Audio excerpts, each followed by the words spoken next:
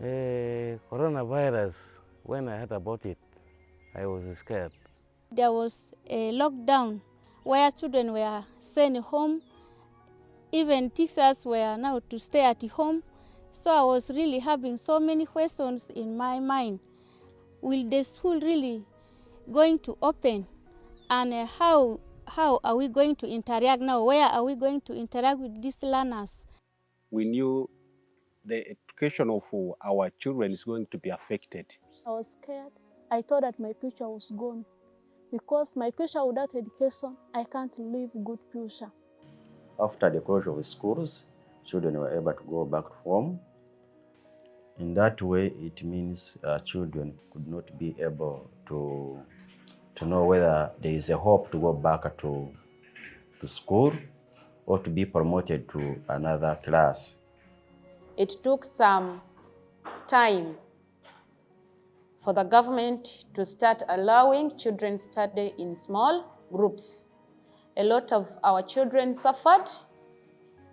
Girls got pregnant, others were forced to get married because there was no hope that children would come back to school. Some of my friends maybe went get married because of they are mistreating them at home. Especially my friend, who we have been studying together with her. We do everything together with her.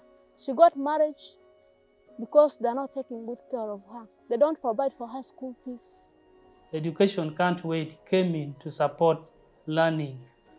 This was an initiative from the government of Uganda through Ministry of Education and Sports. Self-study materials were developed. So Education Can't Wait came in and supported procuring the home learning materials.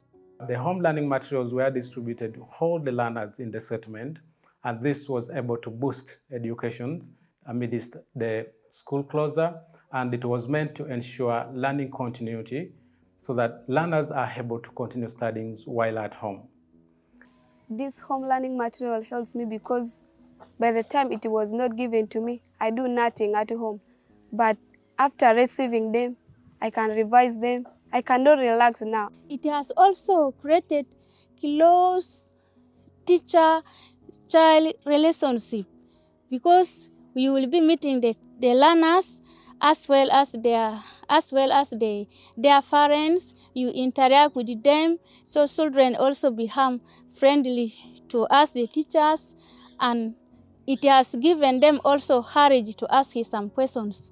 Home learning was actually good because teachers were going to help the learners at home. Because at first the learners lost the interest of education, thinking that schools were not going to be there.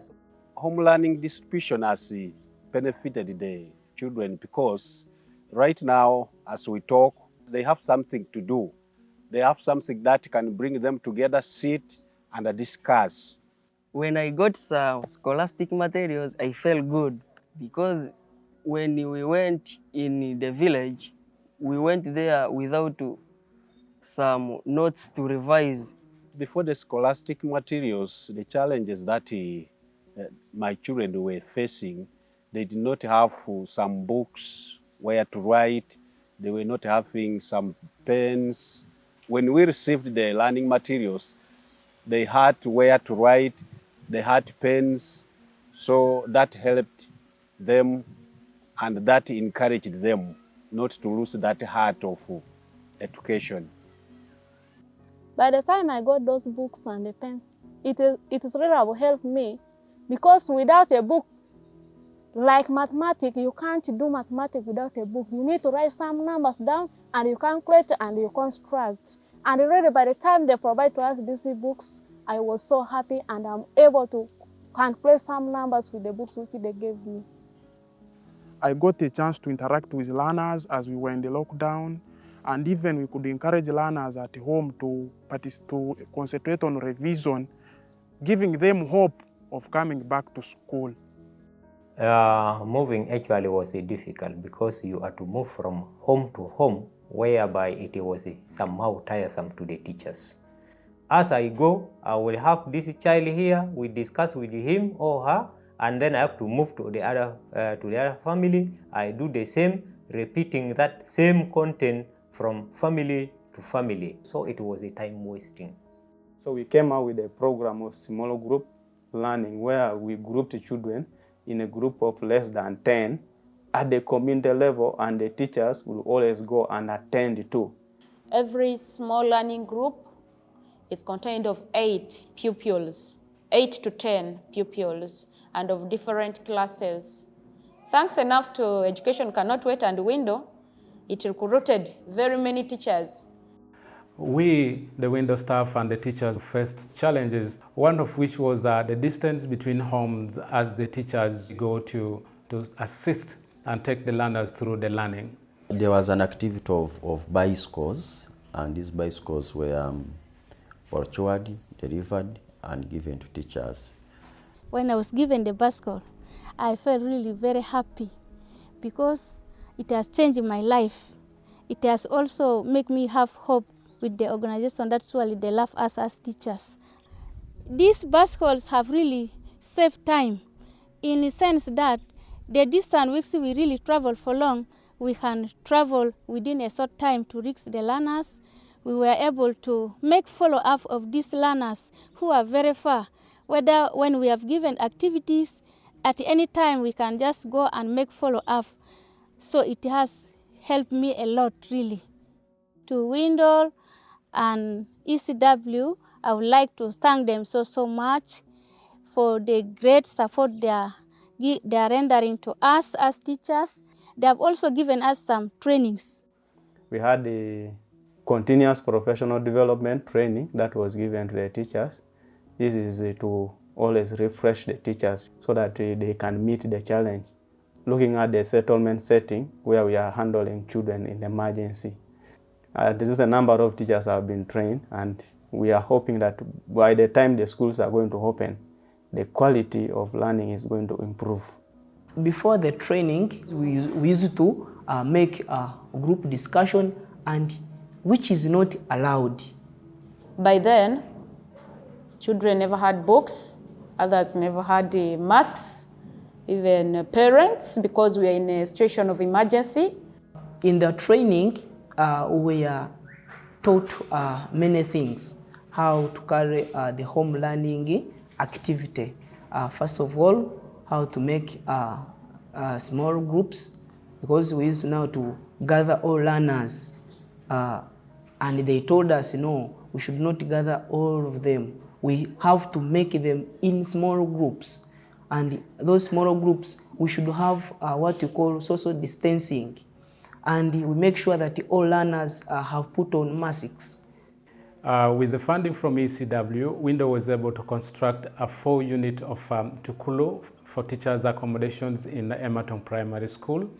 They also constructed a latrine, 1 block of 2 stances with a kitchen for the 4 units of the teachers' accommodations. The challenges I used to face while still traveling from very far, by then I was operating from Wayale town, a distance approximately 15 kilometers from school here. Sometimes it could rain, and the traveling on those roads could be very difficult, and it could maybe in one way or the other affect the monitoring of home learning materials. When I was told about me being one of the beneficiaries of the new houses they have constructed at school, I felt so happy. I'm really staying in a peaceful way, whereby we have good facility like the shelter for bathing. The latrine is a standard one, and the house itself is good because I can get time to rest, no disturbance by the neighbors, and even we have a kitchen where I can cook and even keep some of the kitchen items. So life has really improved generally. I'm very grateful to Education Cannot Wait and Windle International Uganda for their tireless and continuous support they are giving us as teachers. And we promise to work tirelessly to see that we also give the best results in form of education and teaching. Windle International Uganda, with support from Education Cannot Wait, has been implementing fencing of Kakoni Primary School. You know that Kakoni is located around the cliff, and that has been a threat to the lives of the learners and even the teachers and people around the school. We received the funds from Education Can't Wait, and we constructed a fence of length 336 meters. This construction has enabled Windle, with the support from OPM and UNHCR, expand the school land. You know, school previously sat on 3-acre land, and at this time the school has about 5.2 acres, and this is adequate enough to have the school licensed with the Ministry of Education and Sports. So the school has also acquired more land for playgrounds for both football and netball. This construction of the fence has solved very many problems and challenges. Like before, you would find people coming in the school to graze their animals. Before, they used to come and cross over to the school. But now, due to this fence, we no longer have those challenges. The fence is partial, and you know it is about 336 meters. The total length to be fenced is 778 meters. We still need about 442 meters to be fenced, so that we provide a total protection to the learners and the teachers there. We have also implemented the training of adolescent girls and boys on menstrual hygiene management. This has been covered in 3 schools.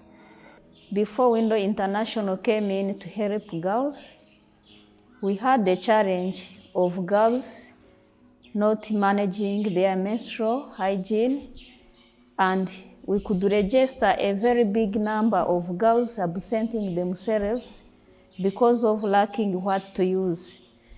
Windle International Uganda came up.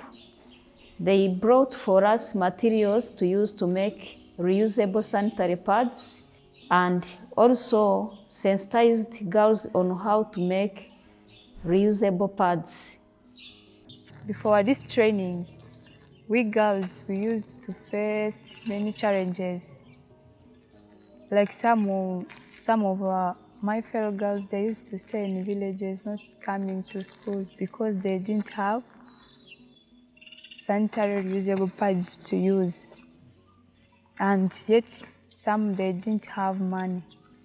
And after the training, we have learned how to make our reusable pads, which is helpful to us, which helped us to stay in school. During the training, they did not exclude boys. Both boys and girls were trained on how to make these reusable pads. I have 6 sisters. If we're going in the menstruation period, I can help her to make this. I make these pads even we wear if we go in menstruation. If I finish to learn, I teach for my friends. Also, I teach for my sisters or other person that is going to the menstruation. When the pandemic came in, education activities all were at standstill. Not until the Windle International Uganda, when it came in with their program of radio talk shows and radio sport messages. They engaged different teachers, not only settlement teachers, but together with the district, they came up with teachers from the host and refugee settlement. So all these were put in place to ensure that learners out there within the settlement and those ones outside the settlement could have at least continued engagement in education area. When that program started, we passed information. Information was enough in the villages to mobilize and sensitize learners, to remind them the time when the lesson will be on radio, to remind them even the radio station, and even encouraging the parents to guide the learners or to by giving them radios and ensuring that they listen to the radio when the lessons start. The time I got this message to learn lesson from radio, I went to buy a radio to help my children in home. I'm happy with the radio programs because now we study every day than before the teacher would come once in a week. It was very helpful. You know, when you're on the radio, you teach a big group of learners who are listening, not compared to the class, because in class you may find you have there only 50 pupils. But on the radio, you had very many pupils from different schools, not even those in the settlement only. We appreciate the radio programs. Thank you very much. Windle International and education cannot wait. We are so grateful as the district, and I think as the government as a whole, for all the work that is being done by Windle International Uganda. I really thank you, Windle International Uganda and Education Cannot Wait, for the intervention and the continuous support you have done to us. May God bless you.